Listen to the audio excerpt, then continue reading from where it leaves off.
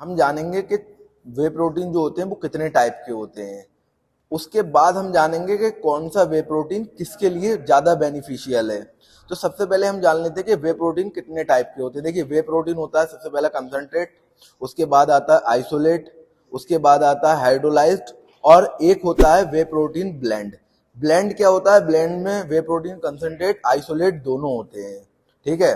अब इन चार जो प्रोटीन है, इन चारों में फर्क है। ये चारों अलग अलग हैं और अलग अलग लोगों के लिए हैं। जैसे सबसे पहले हम बात कर लेते हैं वे प्रोटीन कंसंट्रेट की।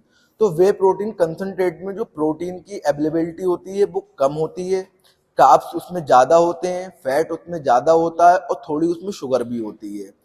तो ये होता है कंसंट्रेट प्रोटीन। अब उसके बाद जो आता है वो आता है आइसोलेट प्रोटीन। आइसोलेट प्रोटीन में क्या होता है? आइसोलेट प्रोटीन में जैसे प्रोटीन की बायोअवेलेबिलिटी है वो ज़्यादा होती है, कैलोरीज कम होती हैं, कार्ब्स कम होते हैं, शुगर कम होती है, फैट कम होता है, मतलब बहुत ही कम होता है। फिर उसके बाद जो आता है वो आता है हाइड्रोलाइज्ड प्रोटीन। अब हाइड्रोलाइज्ड जो होता है वो अल्ट्रा फिल्टर्ड होता है, वो बहुत ही बहुत ही प्योरेस्ट फॉर्म होती है। सबसे ज्यादा जो प्योरेस्ट फॉर्म होती है प्रोटीन की वो हाइड्रोलाइज्ड ही होती है।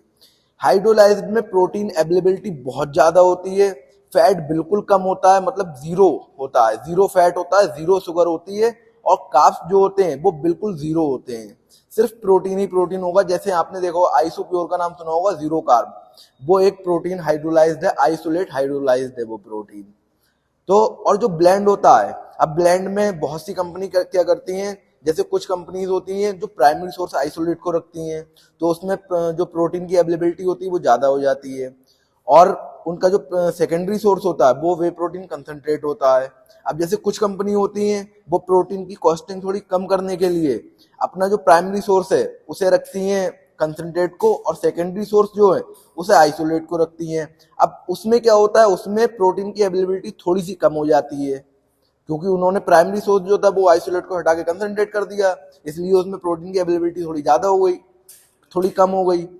अब उसमें क्या है, जिसका प्राइमरी सोर्स आइसोलेट होता है उसमें काफी जिस आइसोलेट वाले में काफ भी कम होंगे, फैट भी कम होगा, कैलोरीज भी कम होंगी, और जिसका प्राइमरी सोर्स कंसंट्रेट है उसमें फैट भी ज्यादा होगा, काफ भी ज्यादा होंगे और कैलोरी भी ज्यादा होंगी।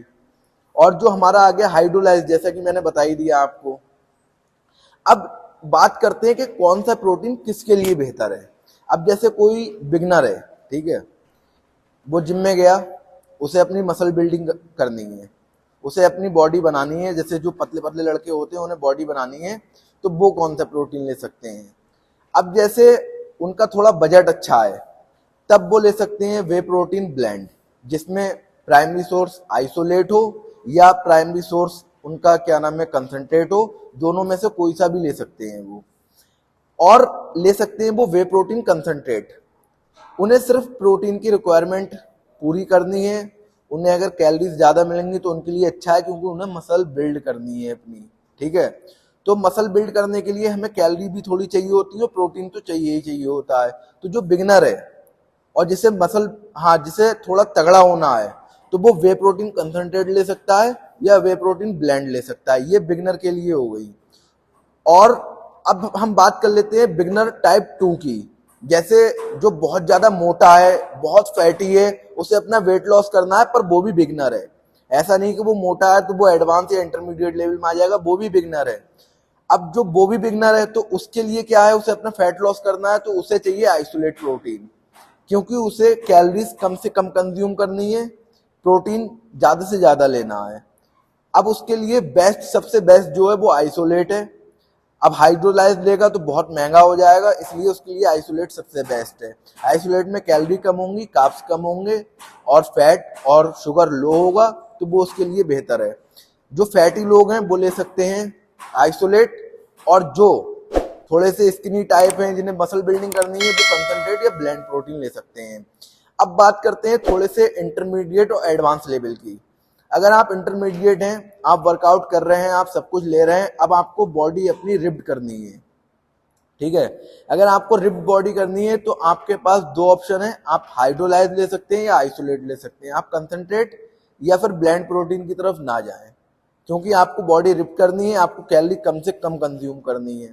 ठीक है, अब जो है, अब आते हैं हम उस एडवांस इंटरमीडिएट लेवल टाइप 2 की तरफ, कि आपको वर्कआउट करते करते बहुत टाइम हो गया है, लेकिन अब आपको प्रोटीन लेना है और आपको मसल साइज गेन करना है, अभी तक आप नेचुरल डाइट से ले रहे थे, तब आप जा सकते हैं वे प्रोटीन ब्लेंड की तरफ, वे प्रोटीन कंसंट्रेट की तरफ।